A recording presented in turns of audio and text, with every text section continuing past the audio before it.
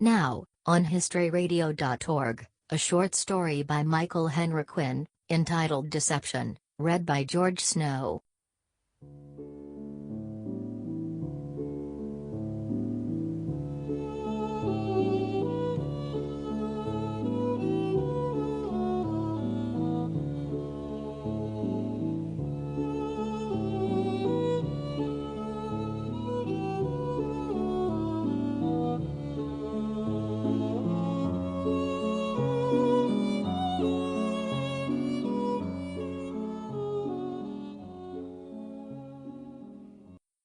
Deception. Imagine traveling through space at lightning speed, exploring the deep recesses of the universe to unveil her deepest secrets. Are we really alone? Is one of the most fundamental questions that future generations must explore. The questions really make my heart beat.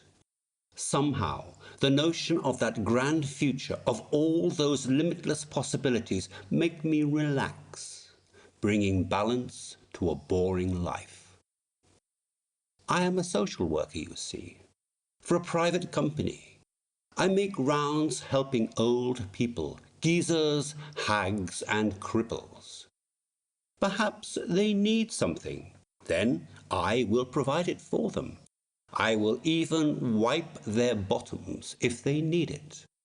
Naturally, I often hate my job, and like most people, I sit on my couch and dream of becoming a millionaire, or I get completely wasted and pretend to be one. Sometimes I feel as if I would care for anything or anyone, provided the pay was satisfactory. Science fiction writing is therefore a great passion of mine. When I write about the future, a world of possibilities and probabilities opens up to me and I can mold it into a format I can accept. I will become the next Arthur C. Clarke. In the meantime, I will, for a modest fee, remove your excrement and make your bed. In January a few years back, I was given a new patient to take care of, a certain Mrs. Jackson, whose husband had died suddenly in a horrible accident a few years earlier, leaving her all alone with failing memory. She lived in a nice house in the west end of town, with a patch of grass outside and a white fence to match. It would have been paradise for someone healthy. What it was for Mrs. Jackson I cannot say. She sat in a wheelchair as I entered, but I don't think she was physically dependent upon it. When she saw me, she was immediately disgusted. "Who are you?" she said. "I am Michael, your new social worker. Don't you remember?" "No. Will you be taking care of me?" "Yes." "Well, you damn well better. Crazy old cow like me sitting here all alone." I soon found out that Mrs. Jackson had many needs that needed to be fulfilled. She had a schedule to keep, and if it were not kept to the letter, she would become hysterical and utter words I have never heard from people her age. Other times, I think this was in her best periods, she would get flashes of clarity and her eyes gleamed of doom and tragedy. "I am so lonely," she would say. One day she was looking for her glasses in the living room. "Michael, Michael, Michael!" she shouted as she paced across the room. I ran down the stairs from the upstairs bedroom where I was making the bed, thinking that she had suffered some form of injury. When I arrived, she said, "I cannot find my glasses. I know they are here. Perhaps they have taken them from me." "Who?" I replied. "Don't get funny with me. You know very well who I am talking about anyway. It is 3 o'clock and you haven't finished the bedroom yet. That means you will be late for cleaning the kitchen at 4 like we normally do. I always have the kitchen cleaned at 4. Why can't I find my glasses?" she said as she sunk down in her chair. I could see now that she was crying. I was going to her side, but something held me back. Then she made it easy for me as she said, "Go away." "I know what I want," the old woman said. "I want to be human. You all want me dead." "That is what you really want? Anyway, if you are going to continue with that sort of attitude, I don't see how we can work together. I honestly don't. Where are my glasses? I want my glasses, damn it." The old woman had turned mean on me. Her face was stone cold. Even her wrinkles seemed inanimate. I studied her expressions, but I could not find a hint of compromise. "Do you want me to leave, Mrs. Jackson?" "Yes." I sighed and gathered my things. As I was leaving, I heard her shout after me, "And don't bother coming back." The next day I returned to have the matter settled. I expected that she simply didn't like me and that she would prefer to have someone else in the house. Perhaps a woman. Surprisingly, she seemed cheerful in her chair by the window. She greeted me and smiled. I sat down, began politely by saying that I understood her situation, that it was her choice, and that I was willing to have the company find a replacement within the month. She looked at me and laughed. "My dear, what are you rambling about?" "Don't you remember you shouted at me and called me a liar?" "No." "You said I had a bad attitude." "My dear young man, I have never seen you before in my life. I bear grudges to no one, especially not to a complete stranger such as yourself. Now be a sweetheart and give me my pills, will you?" At first, I thought she was playing with me, but her act seemed so natural and her expression so innocent that I discarded the idea. "Mrs. Jackson, do you remember my name?" "John?" "No, it's Michael." "Such a nice name, too," she said, and touched my hand. I now began wondering what she really remembered from our past encounter. What did it matter what I did? She would never remember it. Normally, I bring some cake every Friday to my patients. But in view of recent events, it would seem a waste of time. She always asked me if we had cake on Friday, and, having assumed that she simply needed to have the obvious confirmed, I thought she remembered. From that day on, I brought no more cake on Fridays. Certainly, there was no reason to bring the actual cake. When she asked me if we had cake, I told her we had. And she was just as happy as if we actually did. Pretty soon other changes occurred. I no longer needed to follow her stringent rules. She would always ask me if I had done the kitchen at 4, like she wanted it done, and I replied yes. And that was that. I had no qualms about what I was doing, because it meant nothing to her now. I started wondering whether there was even any need for kindness. I thought I could insult her one day and come back the next as if nothing happened. But such deliberate cruelty was beyond even me. Things were bad enough. There was no need to rub it in. The situation with Mrs. Jackson soon started to depress me. Somehow I blamed her for her effect on me, and I am afraid I, at times, was not as polite to her as she deserved. Seeing her sit there, asking me every time who I was and what I was doing there, got to me in a way that I didn't understand. It was as if I saw in her my own situation magnified. I began searching for something to do, something that could take my mind off the job. I found it in a newspaper ad. A local writer was organizing a course in creative writing, but it was too expensive for me. $1,000. The opportunity that presented itself to me at the end of May that year now fills me with shame, although there are parts of me that think I deserved something in compensation for the way she made me feel. Mrs. Jackson's failing memory had brought more of her practical affairs to my attention. When there was something that needed to be fixed, local taxes or gas bills, I stepped in to pay them for her. Naturally, she had given me all her papers and permission to withdraw any amount from the bank. Legally, she was in need of a guardian, and in the absence of relatives, the system left those tasks temporarily to me. I now realized that Mrs. Jackson was a very rich woman. In fact, I was told that she owned as much as $1 million and that there were no close relatives to inherit the money. In fact, the money would probably be donated to charity when she died, or even worse, it would be confiscated by the government.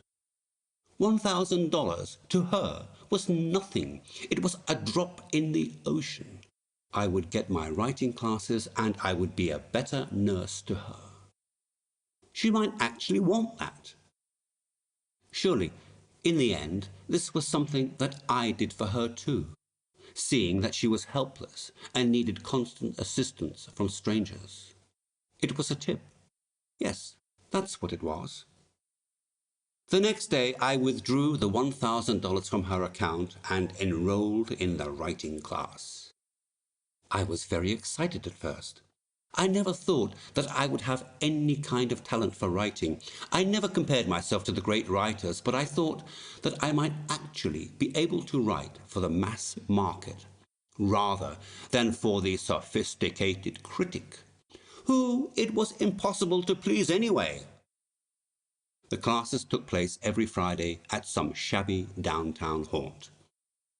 Unfortunately, the classes took place at the same time as my Friday appointments with Mrs. Jackson. But I discovered that if I arrived 2 hours later and stayed a few minutes longer, she would never even notice that I was gone. There were about 10 of us, and our teacher was just as eccentric as I hoped he would be.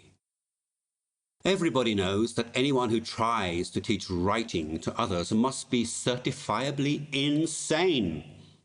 He was tall, a skinny character, with bushy hair and a wild, staring gaze. Apparently, he had published some novels himself, although I had never heard of any of them. There were several people who considered themselves artists in the true sense of the word. They quoted Russian novelists and spoke of literary theory with great insight. Naturally, none of them had ever published anything, and in my opinion, they were all idiots. When I announced my intention to write about aliens for the mass market, they said I was insincere. "Don't you know," I said, "that the future is a very exciting subject. New developments in technology will revolutionize our treatment of disease, and new information technology will bring all the knowledge of the world into our living rooms. In the future, I believe, all humans will learn faster because they can take drugs to improve their memory. We will all become geniuses." "Interesting," said the teacher, and stared at me with his crazy eyes. "Very interesting. What do the rest of you think? Will there be a brave new world of tomorrow? Tell me." His eyes searched the room for an opinion. "Well, I think he is onto something," a girl replied. "I can sort of see the sense of it." She looked at me with deep brown eyes and smiled. I felt my heart skip a beat. I don't get many smiles from women. Next time the class gathered, the teacher was late, and I got her into a conversation. She was very pretty, too pretty for me actually. She had a quiet, subdued manner about her. She never looked straight at me. It occurred to me that she was painfully shy, even delicate. "What do you do?" I said. "I mean, when you're not writing." "I'm a psychologist," she said. "Really?" I replied. "I am a social worker." We soon discovered we had much in common. A few minutes later, we talked about personal matters, things that we both seemed concerned about. She had some oddities, though, but I easily forgave them, considering how beautiful she was. For instance, she would always ask me if I thought she was fat, even though she was extremely skinny. When I told her that I thought she could well gain a few pounds, she gave me a very irritated look, as if I was lying to her. However, most of the time we talked about other things, such as the best sci-fi movies and who founded modern science fiction, Mary Shelley or H.G. Wells. Very soon I realized that I was in love with her. This was a tragedy in disguise. I could hardly work anymore without having all sorts of plans for our future in my head. Her face seemed to haunt me constantly, even when I worked with Mrs. Jackson. Once, Mrs. Jackson eyed me suspiciously and said, "Michael, are you in love?" "Of course not," I said. "Don't be silly." After that, I decided I should not talk to her the rest of the week. After all, I could start talking to her in a week, and when I had calmed down, she wouldn't remember a thing. That weekend, Lisa and I went up to a cottage she had in the country. It was one of those perfect moments that are forever imprinted in your memory. We drove into her valley and we felt happy. The cottage lay on the bank of a slow-moving river that glittered, where the landscape opened up into a wide open space. I think I told myself that this was too good to be true, fearing that I could wake up at any moment.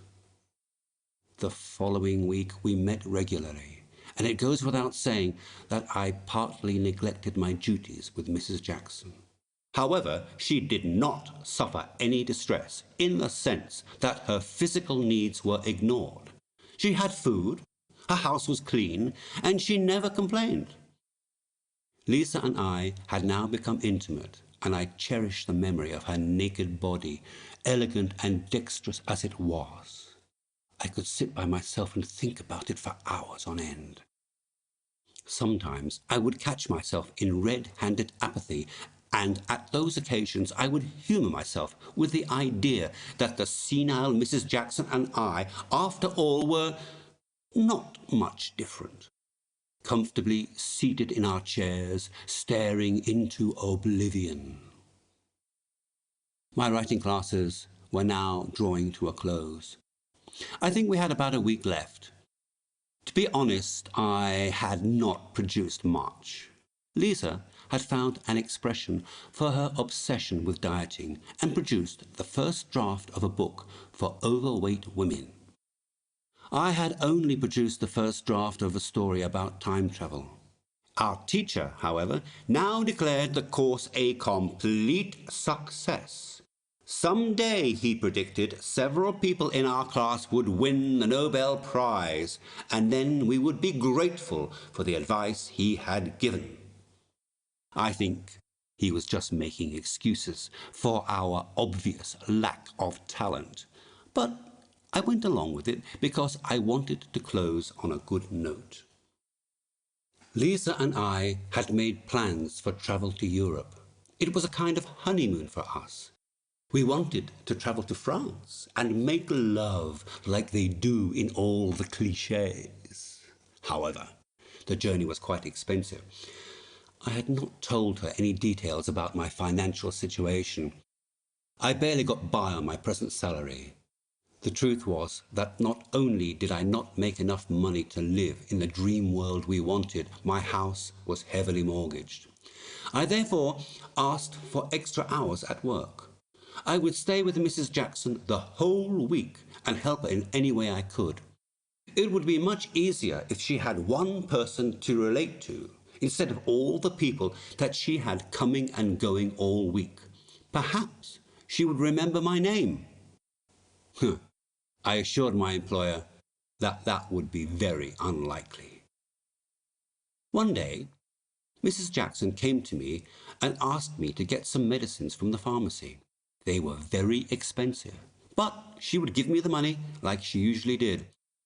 I was surprised to find she had large sums of cash stored in a box in her closet. She handed me a roll of notes, and as I held them in my hand, I could not help thinking what would happen if I took some of it. After all, I had done it before and gotten away with it. Was I stealing from her? She was wealthy and had no one to inherit her money. If I didn't take it, the money would simply go to waste. I decided to steal yet another time. On the way from the pharmacy, the remaining notes found their way into my pockets. That evening, I called Lisa and told her I bought the tickets. She laughed. She said, "We would have the time of our lives." I repeated that phrase over again as I went to sleep. The time of our lives. As the morning broke the next day, I felt alive for the very first time. It was as if everything was clearer now. I noticed the slow movements of the morning mists and watched the dewdrops on the window pane. I made my sandwich and prepared for my final day at the writing class.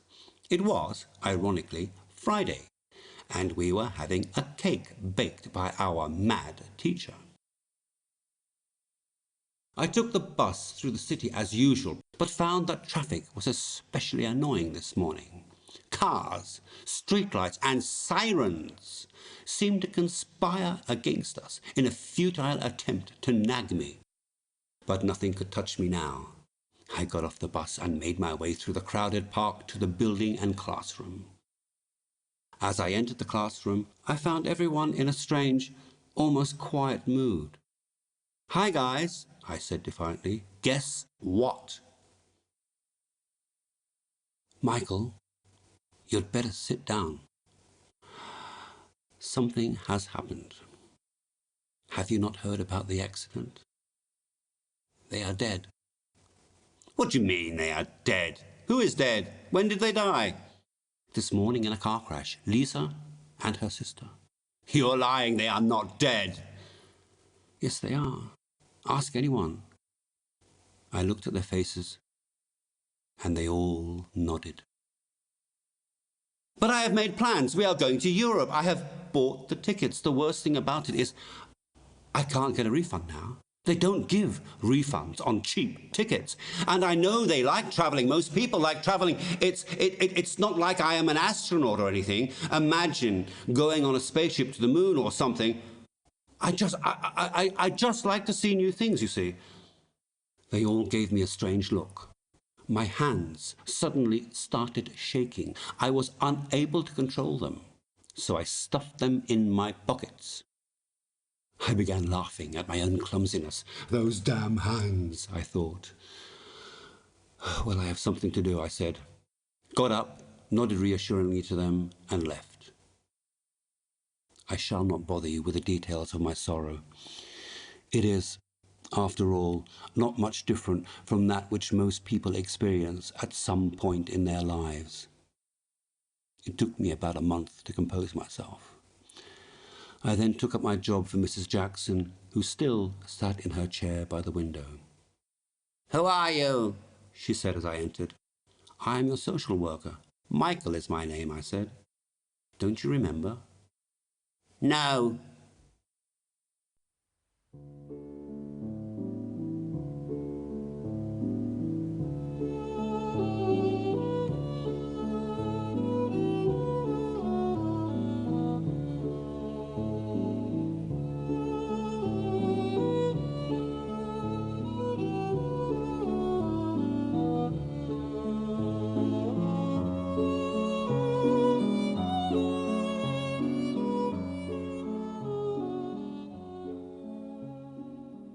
You have just heard Deception, a short story by Michael Henrik Wynn.